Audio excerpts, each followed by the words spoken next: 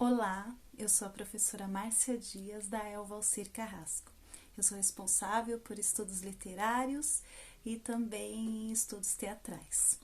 Hoje eu vim fazer uma homenagem ao centenário da nossa querida Clarice Lispector. Bom, ela não é minha amiga literária, né? Mas eu tenho uma paixão muito grande por Clarice.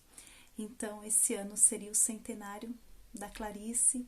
Então, como a gente não terá, né, o nosso evento na APL, eu resolvi gravar esse vídeo em homenagem ao centenário da querida Clarice. Clarice Lispector, ucraniana, apesar de ter uma alma brasileira, não nasceu no nosso país, mas ela escolheu o nosso país como um coração, com o seu coração, e a partir daí ela se tornou uma escritora totalmente brasileira. Falar sobre Clarice é uma honra, porque a Clarice é uma mulher que foi à frente do seu tempo. Escreveu em uma época em que as mulheres não eram permitidas escrever literatura no nosso país.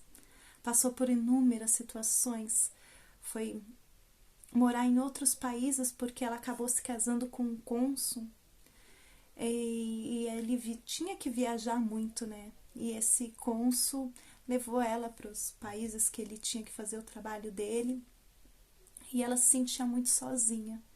E nessa escrita dela, em todos os textos que ela compôs, as narrativas, ela tecia muito disso.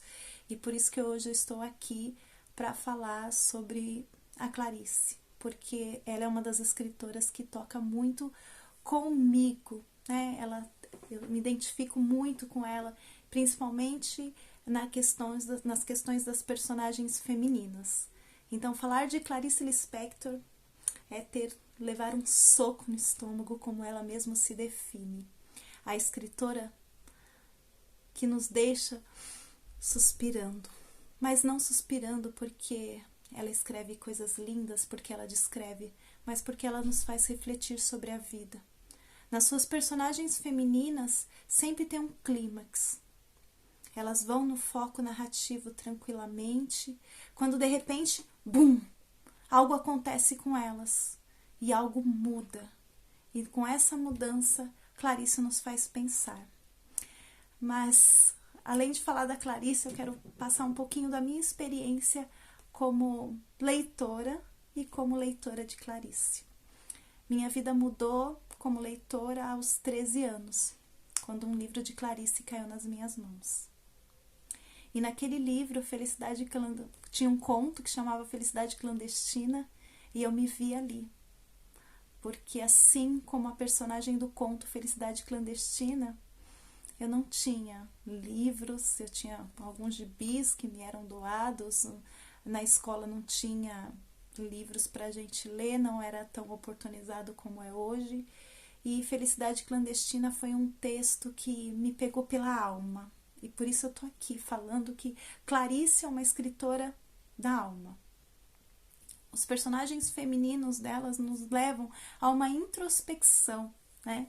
E tem textos como a Paixão Segundo GH, que quando a gente mergulha é uma introspecção, são personagens introspectivos, mas que ao mesmo tempo eles estão falando da mulher dentro de uma sociedade tão patriarcal, né? Nos contos de Laços de Família também a gente encontra as mesmas características. Então, falar de personagens femininas e não citar Clarice Lispector seria um grande erro nosso, enquanto fãs incondicionais de literatura, enquanto apaixonados. Então, falar de Clarice e não se apaixonar pelo feminino e pelo esse mistério que envolve ela, não seria compreender a alma humana. Em uma das frases ela fala: decifra-me, mas não me conclua. E assim é a obra de Clarice. Nós deciframos a obra, nós tentamos olhar o foco narrativo, nós tentamos preencher os personagens, compreendê-los, olhar sobre a ótica, mas concluir sobre eles jamais, porque a conclusão dos personagens de Clarice fica sempre vago. Porque assim como ela, essa vida que ela dá aos personagens, ela está retratando toda a vivência dela. E quando a gente pega a história da Clarice, essa história que ela nasceu, tem uma fala dela, eu vou até pegar aqui para ler para vocês, né? Que, como curiosidade, a Clarice, a mãe dela, quando ela nasceu, a mãe dela tinha tuberculose. E acreditava-se que se ela tivesse um filho, a mãe tivesse um filho, ela poderia ser curada. Mas, infelizmente, pouco depois de que Clarice nasceu, a mãe veio a falecer. E Clarice sempre falava isso, né? Ela não, apesar de não dar muitas entrevistas, mas nas cartas que ela trocava com as irmãs, ela sempre escrevia isso, né? Que ela dizia que ela nasceu, mas ela não pertencia. E a maior ânsia da Clarice era nascer e ser pertencida. Então Clarice achava que ela nasceu apenas por ter nascido. Então, nos personagens femininos de Clarice, ela precisava deixar claro essa evidência de que as personagens existiam. Em Hora da Estrela, nossa Macabeia, querida Macabeia, por todas as dificuldades que ela passou, ela queria apenas existir. Ela queria apenas ser olhada.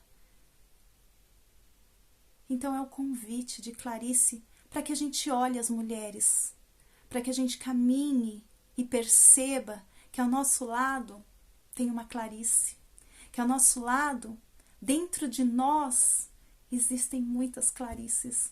Os nossos alunos são Clarice, vocês, estudantes, têm um lado Clarice, esse lado misterioso, esse lado introspectivo que a gente quer falar apenas para nós.